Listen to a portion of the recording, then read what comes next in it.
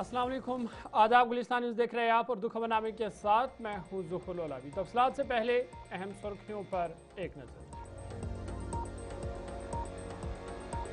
उमर अब्दुल्ला के मुतनाज़ा रिमार्कस पर असम्बली में हुआ हंगामा, बीजेपी का एहतजाज और ऐवान से वाकआउट। हंगामे के दरमियान उमर अब्दुल्ला ने बिल की पेश माली साल 2026-27 के ग्रांट्स पर भी बहस। जम्मू कश्मीर में 4,73,000 नौजवान बेरोजगार, मिशन युवा के तहत 70,000 से जायद दरख्वास्तें मौसूल।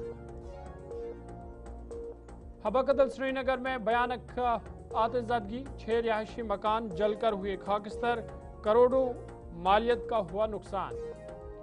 ईरान की अमेरिका को सख्त वार्निंग, हमले की सूरत में जवाबी कार्रवाई का किया ऐलान।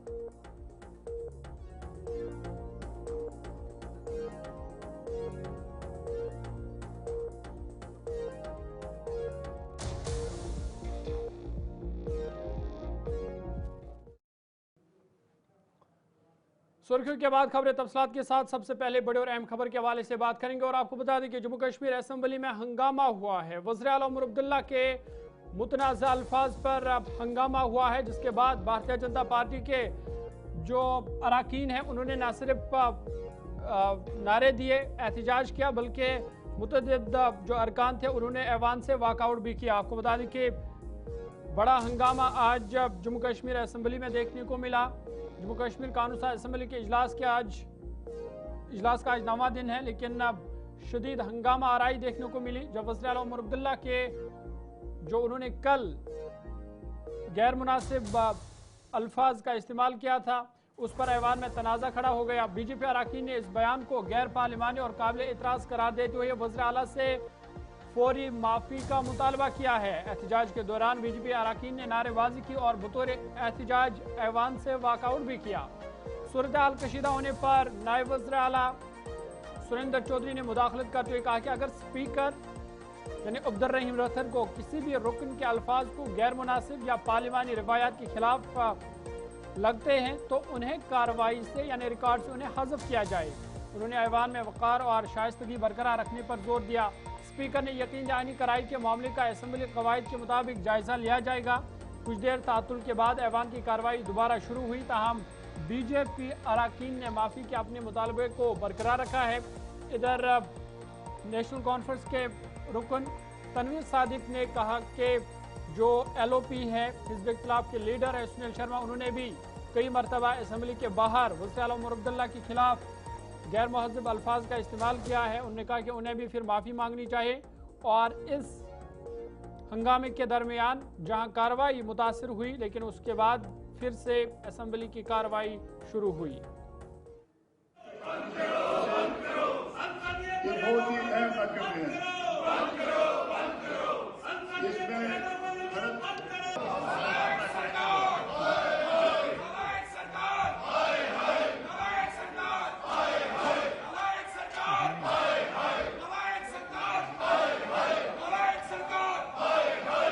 हाउस की कार्रवाई को चलाना चाहते हैं और बड़े डिसिप्लिन्ड मैनर में हमारे ऑनरेबल MLAs पूरा कोऑपरेट कर रहे हैं। हाउस को चलाना जिम्मेदारी रूलिंग पार्टी की है, सरकार की है।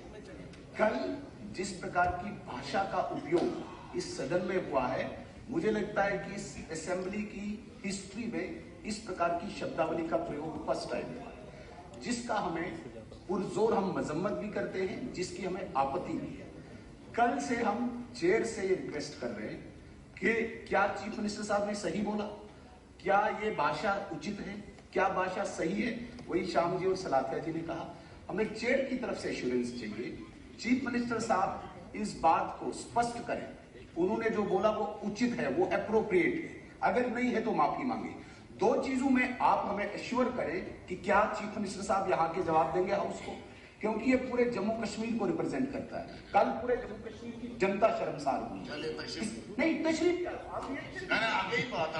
आपसे ये रिक्वेस्ट करते हैं, आप बहुत सीनियर हैं, जैसे ऑनरेबल MLA साहब और सीनियर हैं, शाम जी ने कहा बहुत सीनियर हैं, आपको सब पता है और हम महसूस करते हैं। और अगर आपको लगता है कहीं कि दोनों साइड से या इधर से कोई ऐसे वर्ड यूज हुए हैं तो अगर आप फील करते हैं और रिकॉर्ड चेक कर लें, अगर महसूस करते हैं, अगर उसको एक्सपेंज करना चाहते हैं तो सर हमें कोई है, आप एक्सपेंज कर सकते हैं रिकॉर्ड से। सर कश्मीर के बारे में बात करता है, उमर साहब की अपब्रिंगिंग पे बात करता है और यहाँ आकर ये ड्रामा करता है। पहले ये उसके लिए माफी मांगे, उसके बाद यहाँ नहीं।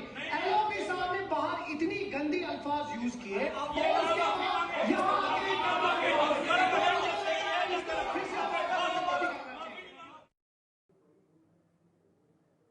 आगे बढ़ते इधर वॉकआउट के बाद बीजेपी के सीनियर लीडर और रुकन असेंबली शामलाल शर्मा ने कहा कि उमर अब्दुल्ला न सिर्फ वज़ीर आला बल्कि असेंबली के लीडर भी है। उन्होंने कहा कि उमर अब्दुल्ला ने जिन अल्फाज का इस्तेमाल कल किया, या तो वो उस पर वजाहत दे या अपने अल्फाज वापस लेकर माफ़ी मांगे। पार्टी को आप देखेंगे, हम एक बड़ी अनुशासित पार्टी से बिलोंग करते हैं और डे वन से हम एक कंस्ट्रक्टिव अपोजिशन का रोल अदा कर रहे हैं। लेकिन जिस तरह से ट्रेजरी बेंचेस जो है वो बिहेव करता है, और खुसूसन तौर पर आपने देखा होगा कि honourable minister including deputy chief minister, और मुझे लगता है कि जैसे कहते हैं कि खरबूजे को खरबूजा देख के रंग पकड़ता है, मैं हॉनरेबल चीफ मिनिस्टर और लीडर ऑफ द हाउस से ये अपेक्षा नहीं करता था कि वो इस किस्म के शब्द इस्तेमाल करेंगे जो किसी भी पार्लियामेंट्री प्रोसीडिंग में नजर नहीं आते हैं। बिकॉज वो चीफ मिनिस्टर तो हैं, उसके साथ लीडर ऑफ द हाउस भी है और उनकी जिम्मेदारी है कि हाउस को इन ऑर्डर रखना। तो मुझे लगता है हमने यही बात कही है, हमने कोई कंडीशन ले डाउन नहीं की।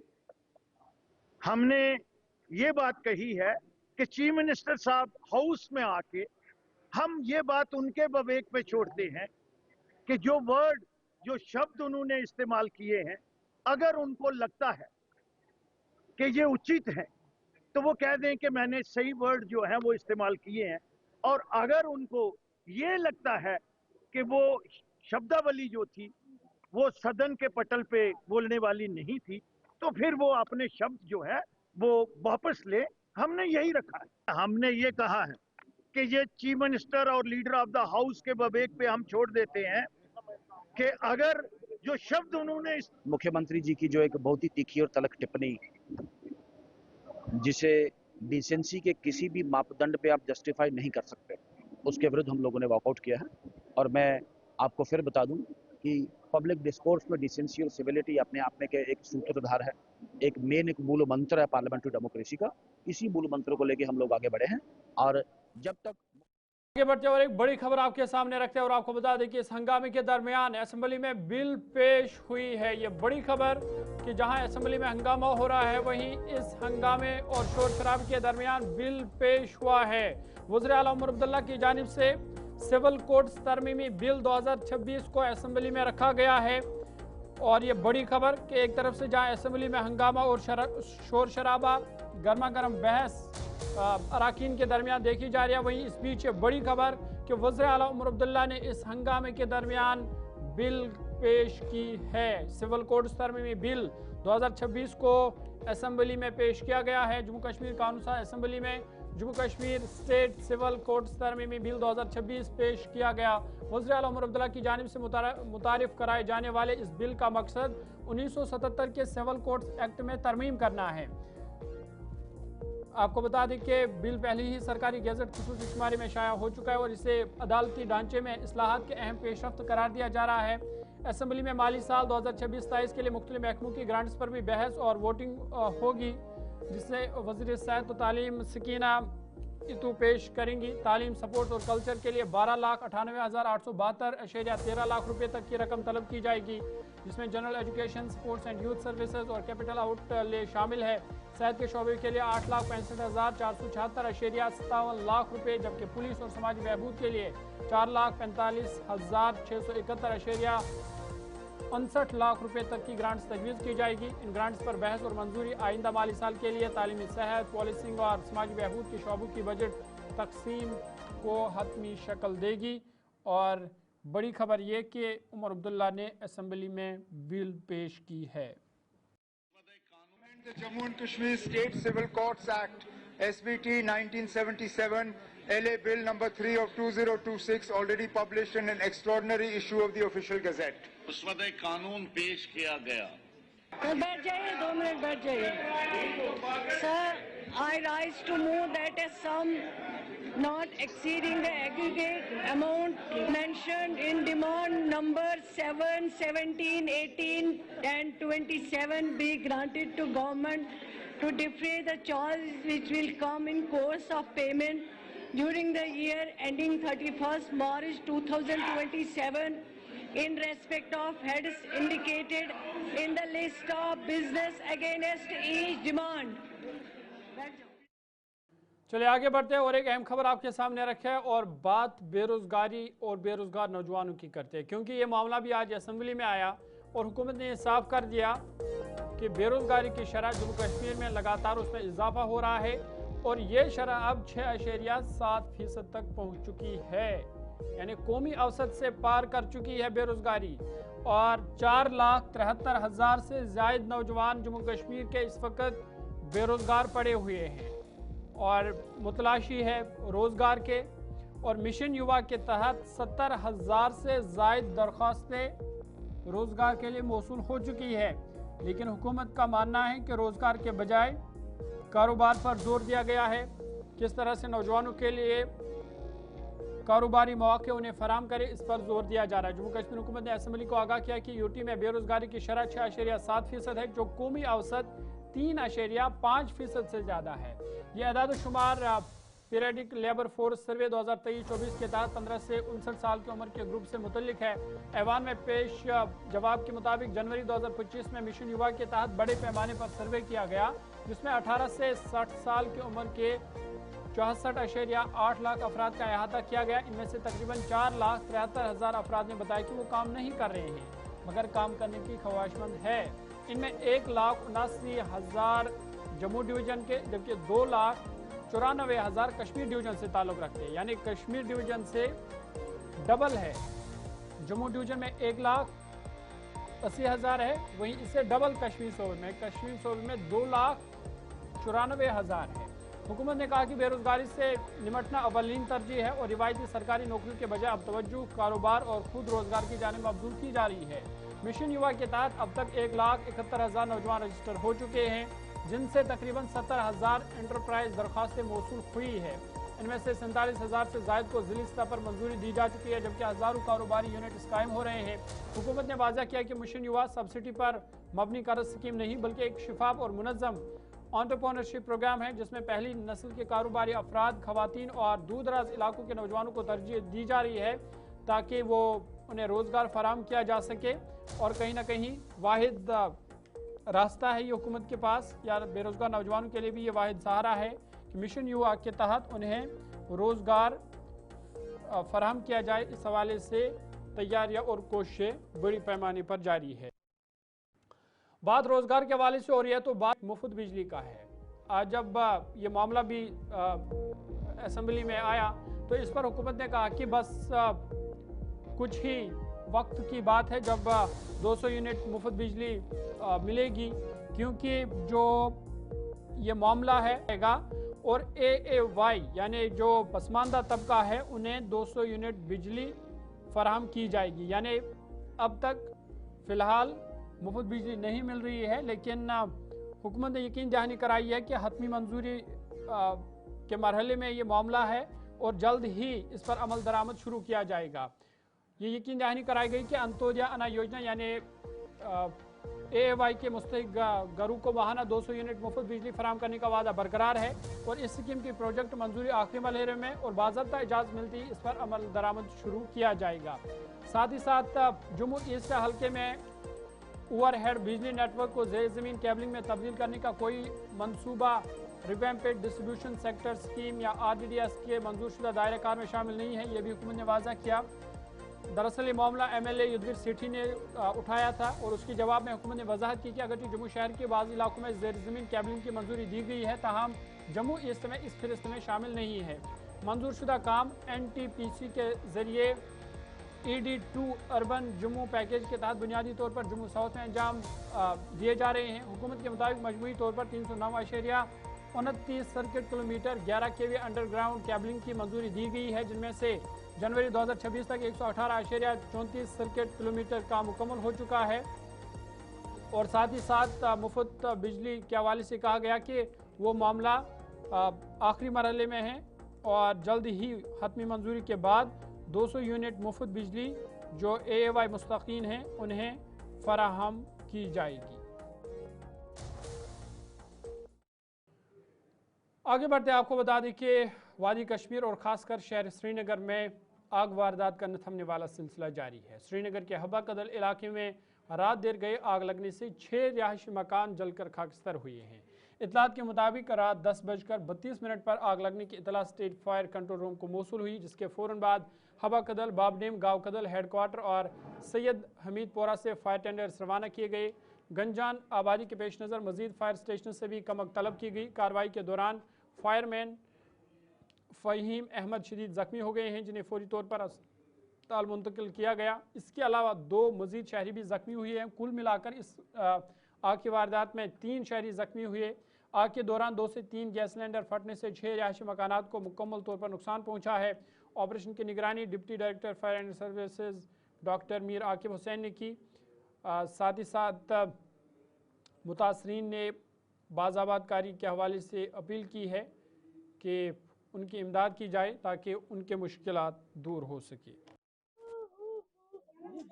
सब्जी 10:30 शेंगे करान शंगनिश तैयारी अचानक गो नबर के शोर जबरदस्त शोर गो द्राय नबर अत नार मकानस अपोजिट मकानस तो अत गैस सिलेंडर तिम तो फट बे नफर किरायेदारस अत तिम लगे किरायेदार वोट बे गो बच्चा जबरदस्त जख्मी। ये तोर फिक्र क्या सर्किट शॉर्ट सर्किट बे क्या तोर फिक्र क्या अहन सोन घर पितर बेन अमिस पितर बोय अपार वसा अहन नुकसान बेचारे कल खानदार सोरे दो जायदाद अहन सोरे जायदाद अहन मकान डैमेज लगभग मकान 10 मर अहन आय तो मगर आय थोड़ा लेट पा तो बाकी जल्दी फटोफट बाकी आय तेज जल्दी मिलन कंपनसेशन मिलन क्या गवर्नमेंट की तरफ करो क्या मिलन हब्बा कदल श्रीनगर में कल रात 10:30 बजे के करीब आग की वारदात पेश आती है। एक घर से आग नमूदार हो जाती है और जिसमें करीबन 6 मकान से ज्यादा जो है आग की जद में आ जाते हैं और फुल डैमेज हो जाते हैं। और ऐसे में ये भी कहा जा रहा है कि 2 लोग जो है वो इंजर्ड हो जाते हैं इस वजह से। और उसके बाद जो है ये आग जो है फैल जाती है। करीबन 6 से ज्यादा मकान जो है इस आग की जद में आ जाते हैं और पूरी तरीके से खाकस्तर जो है यहाँ पर सब कुछ हो जाता है। आप देख सकते हैं कि किस तरीके से यहाँ पर जो है अगर हम सड़क की भी बात करते हैं तो सारा सामान जो है यहाँ पर फैल चुका है, यानी कि पूरी तरीके से यहाँ पर डैमेज हो चुके हैं। करीबन 6 से ज्यादा मकान जो है इस आग की जद में आ जाता है और पूरी तरीके से खाकस्तर यहाँ पर हो जाती है। इसलिए जो है अगर हम इस विंटर सीजन की बात करें तो इलेक्ट्रॉनिक गैजेट्स का इस्तेमाल जो है वो अच्छी तरीके से करना चाहिए, क्योंकि आग की वारदात आए दिन जो है वो पेश आ रहे हैं। इसलिए एहतियात से जो है सब कुछ इस्तेमाल करें और ताकि ऐसी वारदात जो है आगे पेश ना आए। और साथ ही मैंने जैसे आपको बताया कि इंजर्ड जो है 2 लोग भी इसमें हो जाते हैं, जिसकी वजह से बहुत ही ज्यादा यहाँ पर प्रॉब्लम्स इस वक्त जो है लोकल रेजिडेंट्स को पेश आ रही है। और साथ ही साथ जो है बहुत ही ज्यादा नुकसान यहाँ पर हुआ है, हैवी नुकसान हो चुका है। यहाँ पर श्रीनगर से गुलिस्तान टीवी के लिए मैं नातिका। सर्दी का मौसम है, हीटिंग गैजेट्स का इस्तेमाल ज़रा एहतियात से करिएगा क्योंकि लगातार आग की वारदात रोनमा हो रहे हैं। आगे बढ़ते बात मौसम की भी करते हैं और आपको बता दें कि श्रीनगर में अगरचे मौसम अबर आलूद है लेकिन साथ ही साथ दर्जा हरारत में भी कमी दर्ज की गई है। इधर महकमा मौसमियात के मुताबिक 14 फरवरी को बालाई इलाकों में बारिश या बर्फबारी का एक नहायत मुख्तसर और कमज़ोर सिलसिला बन सकता है, जबकि एक और कमज़ोर मगरबी सिलसिला 17 फरवरी के आसपास खेती को मुतासर कर सकता है। माहिरीन का कहना है कि इन मुख्तसर मौसमी सरगर्मियों के बाद फरवरी के बाकी दिनों में किसी बड़े बारिश या बर्फबारी के निज़ाम के आसार नज़र नहीं आ रहे हैं, जिसके बायस फरवरी माह के इख्तिताम तक वादी कश्मीर में बारिश और बर्फबारी की नुमाया कमी का खदशा बढ़ गया है। और अगर सूरत हाल में तब्दीली ना आई तो इस खुश्क मौसम के असरात आबी ज़खायर, ज़राअत और मौसम बहार की तैयारियों में भी पड़ सकते हैं। गुलिस्तान नुमाइंदा नातिका भट्ट श्रीनगर से मज़ीद तफसील दे रही है। श्रीनगर में आज फिर से मौसम अभरालूद और साथ ही साथ फॉग भी नजर आती है, जिसकी वजह से कम्यूटर्स और ड्राइविंग के दौरान जो है बहुत ही मुश्किलों का सामना करना पड़ रहा है। वहीं पर बात करते हैं, सुबह सवेरे ज्यादा फॉग होती है जिसकी वजह से बहुत ही ज्यादा मुश्किलों का सामना करना पड़ रहा है। लेकिन वहीं पर अगर हम बात करते हैं नाइट टेम्परेचर्स की, तो धीरे धीरे नाइट टेम्परेचर्स में बेहतरी देखने को मिल सकती है, मेट्रोलॉजिकल डिपार्टमेंट की जानिब से कहा गया है। वहीं पर अगर हम बात करते हैं 17 तक जो है, अब आज से 17 तक मौसम जाहिर रहेगा, खुशक रहेगा, वेट स्पेल हमें देखने को नहीं मिलेगा और उसके बाद देखा जाएगा कि किस तरीके का मौसम जो है वो आधी कश्मीर में देखने को मिलेगा। लेकिन फिलहाल के तौर पर 17 तक मौसम जो है वो ऐसे ही खुश्क रहेगा, कोई भी वेट स्पेल हमें देखने को नहीं मिलेगा। लेकिन फिर भी अगर हम बात करते हैं सर्दी की, तो सर्दी में भी जो है वो बेहतरी देखने को मिलेगी, यानी कि अगर हम नाइट एंड डे टेम्परेचर्स की बात करें तो उसमें भी बेहतरी देखने को मिलेगी। यानी कि अगर हम मौसम की बात करते हैं, मौसम फिलहाल के तौर पर ड्राई ही रहने वाला है 17 तक और उसके बाद देखा जाएगा क्या कुछ सूरत हाल जो है वो रहने वाले हैं। श्रीनगर से गुलिस्तान टीवी के लिए मैं नातिक अबर, वीडियो जर्नलिस्ट मोहम्मद शफी के साथ। आगे बढ़ते हैं, सरहदी जिला पूंछ के सुरनकोट में खाद की शदीद किल्लत के बायस किसान सख्त मुश्किलात से दो चार है। रबी सीजन के दौरान गंदम की फसल को बरवकत खाद न मिलने से पैदावार मुतासर होने का खदशा बढ़ गया है। मकामी किसानों का कहना है कि सरकारी डिपो और निजी दुकानों पर खाद दस्तियाब नहीं है, जबकि बाज़ मकामात पर ब्लैक में महंगे दामों पर खाद फरोख्त की जा रही है।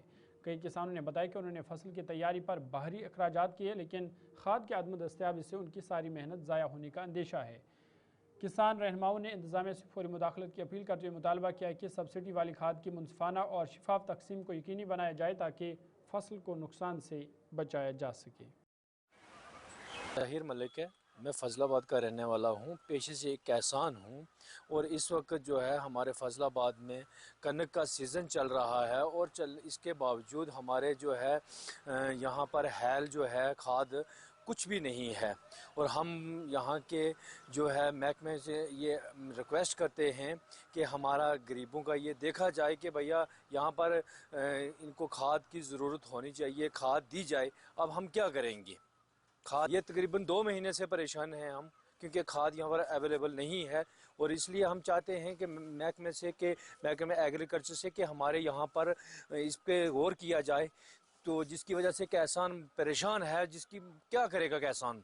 ये हमारा दारोमदार है, हम यही खेती बाड़ी का काम करते हैं। डीसी साहब से यही मांग है कि हमारे तहसील सुरनकोट में ये गौर किया जाए कि यहाँ पर जो है अपना खाद नहीं है और ये महकमे को थोड़ा सा देखें कि भाई क्यों नहीं वहाँ पर खाद आ रही है। मेरा नाम मोहम्मद यूनुस, मैं बफलियाज दरोगिया का रहने वाला हूँ।